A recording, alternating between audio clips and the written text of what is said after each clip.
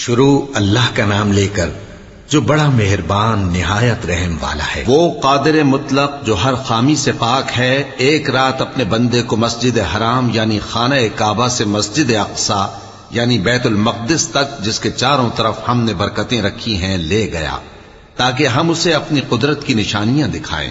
بے شک وہ سننے والا ہے، دیکھنے والا ہے۔ اور ہم نے موسیٰ کو کتاب عنایت کی تھی اور اس کو بنی اسرائیل کے لیے رہنما مقرر کیا تھا کہ میرے سوا کسی کو کارساز نہ ٹھہرانا۔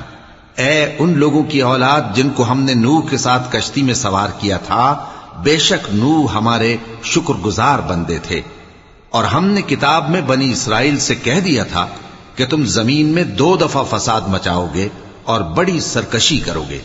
پس جب پہلے وعدے کا وقت آیا تو ہم نے اپنے سخت لڑائی لڑنے والے بندے تم پر مسلط کر دیے، اور وہ شہروں کے اندر پھیل گئے، اور وہ وعدہ پورا ہو کر رہا۔ پھر ہم نے دوسری بار تم کو ان پر غلبہ دیا اور مال اور بیٹوں سے تمہاری مدد کی اور تم کو جماعت کثیر بنا دیا۔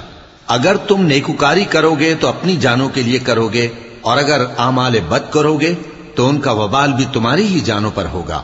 پھر جب دوسرے وعدے کا وقت آیا تو ہم نے پھر اپنے بندے بھیجے تاکہ تمہارے چہروں کو بگاڑ دیں، اور جس طرح پہلی دفعہ مسجد بیت المقدس میں داخل ہو گئے تھے اسی طرح پھر اس میں داخل ہو جائیں، اور جس چیز پر غلبہ پائیں اسے تباہ کر دیں۔